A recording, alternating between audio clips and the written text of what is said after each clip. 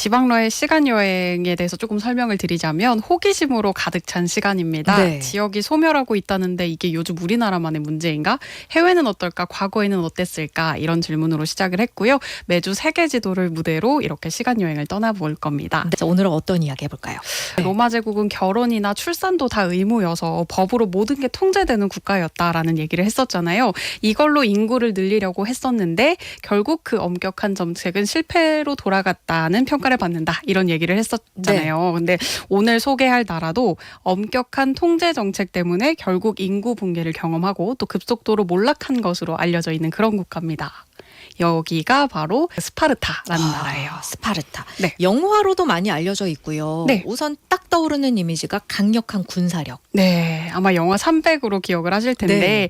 역사 시간에도 그 그리스 아테네랑 함께 폴리스 국가, 뭐 폴리스 이런 걸로 한번 잠깐 다뤄졌었거든요. 그래서 기억하시는 분들도 있을 것 같기는 한데요. 청취자 이해를 돕기 위해서 스파르타에 대해서 간단히 좀 살펴보고 가볼까 합니다. 국가에 대한 이미지는 알겠는데 네. 저는 스파르타가 어디쯤 위치했었던 나라인지 그 점도 좀 궁금하거든요. 네, 스파르타는 요즘 지도에서 그리스 남쪽 끝에 있는 펠로폰네소스 반도에 위치하고 있습니다.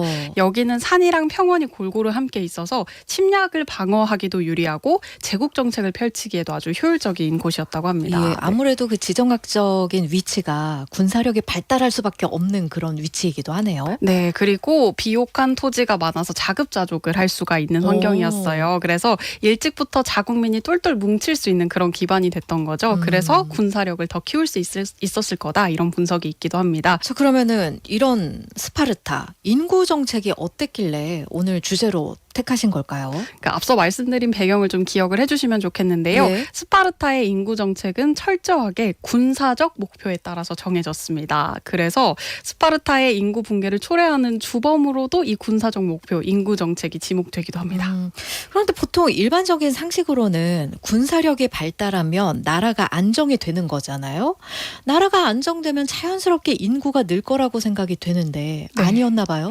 스파르타의 생각이 좀 남달랐습니다. 그들의 군사적 목표가 오로지 그냥 군인이 아니라 강한 군인을 양성하는 데 초점을 두고 있었거든요. 그래서 인구를 늘리자라는 생각보다는 강한 인구를 선별하자라는 정책이 조금 더 가까웠다고 볼 수 있겠습니다. 예를 들면 뭐 어떤 사례가 있을까요? 스파르타 인구가 크게 세 부류로 나뉘었는데요. 네. 전체 인구의 10% 정도밖에 안 되는 사람들이 나머지 계층을 지배하는 구조였습니다. 네. 근데 그 10% 정도의 상류층이 정치나 경제, 군사적인 측면에서 여러 가지 특권을 누렸는데 그 뜻밖에도 이들의 주 역할 자체가 군사훈련과 전쟁 참여였습니다.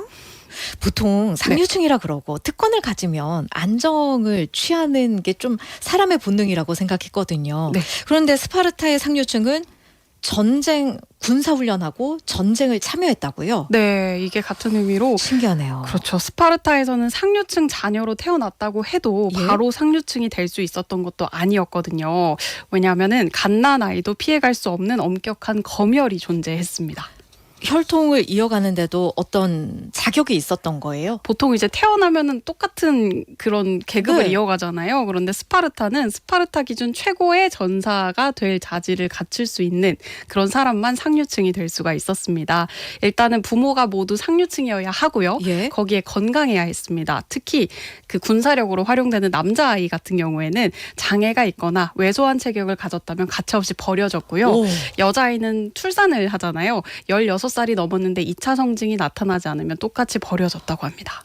목적의식이 진짜 뚜렷한 나라였네요. 그렇죠. 근데 이게 끝이 아닙니다. 이 단계를 통과한 아이들도 7살부터 30살이 될 때까지 아고게라고 불리는 훈련 과정을 거쳐야 했거든요. 상류층으로 태어났다고 해서 편한 게 아니구나. 이 네. 국가는. 어떤 훈련이었어요? 이것도 말 그대로 군사훈련인데요. 상류층 부모 사이에서 건강하게 태어난 남자아이는 7살 이전까지는 아버지한테 전사에게 필요한 소양교육을 매번 받았어요. 전사는 와. 이래야 한다. 네. 인성교육처럼.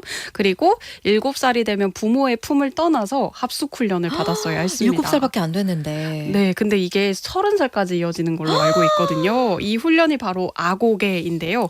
말이 합숙이지 정말 지옥 훈련이나 다름이 없었습니다. 네. 쐐기풀에서 이게 따가운 쐐기풀에서 재우고요. 맞아도 소리를 못 지르게 하고 예. 밥도 일부러 조금만 줘서 서로 뺏도록 만드는 그런 환경이었다고 하거든요. 심지어 이 훈련에 드는 비용도 가족들이 대야 하는 개인의 몫이었습니다. 여기서 버티지 못하면 못하면 이 역시 상류층으로 갈 수가 없었습니다. 상류층의 의미가 있나요, 그러면? 네, 상류층이 살아남는 게 군인. 최고의 가치로 남을 텐데 그러면. 네.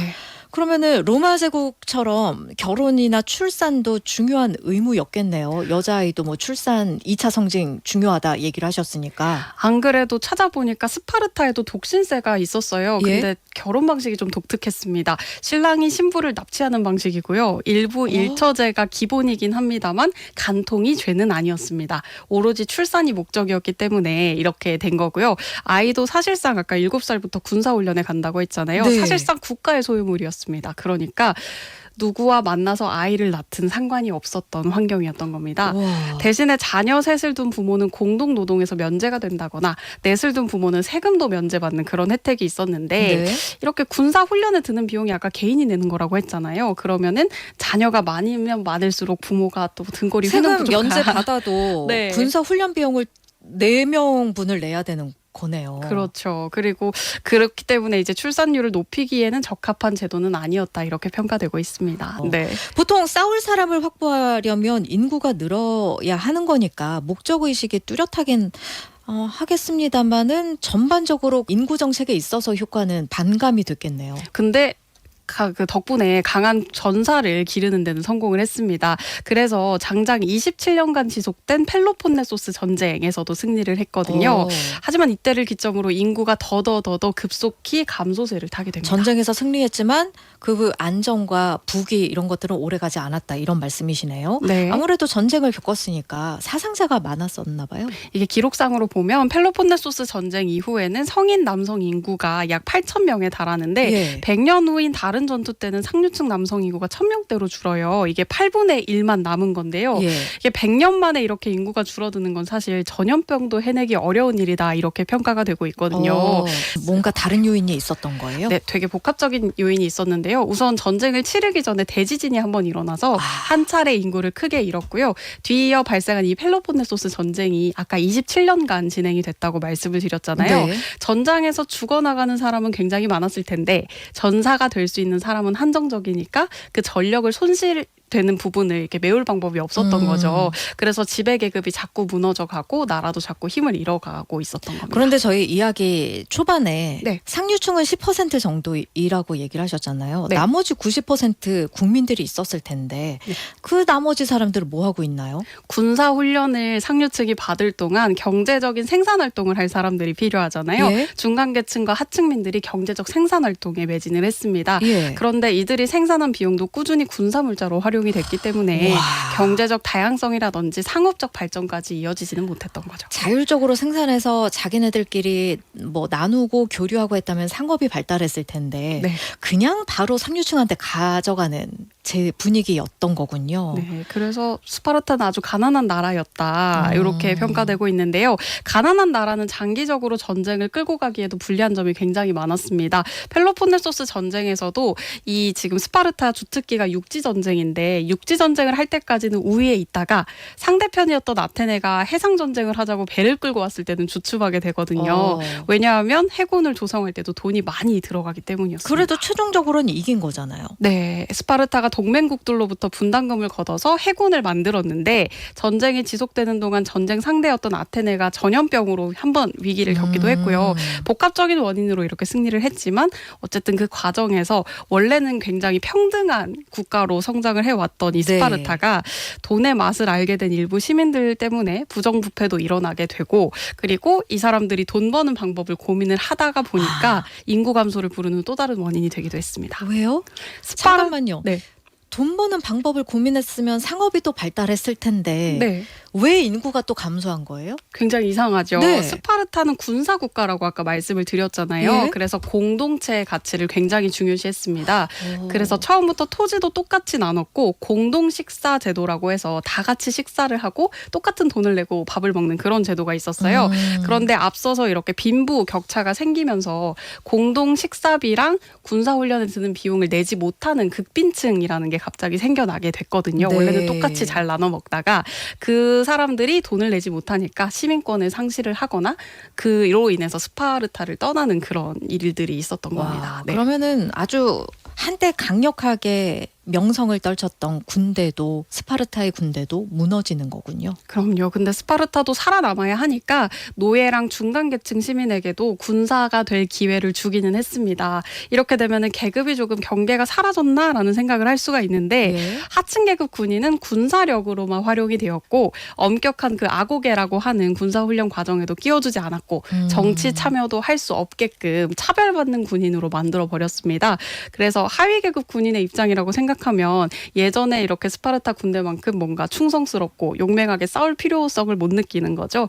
그래서 엘리트 군인이 사라진 스파르타는 점점 이제 역사적으로 사라지는 그런 일을 겪게 됩니다. 저희 청취자들이 들으시면서 공산주의 국가?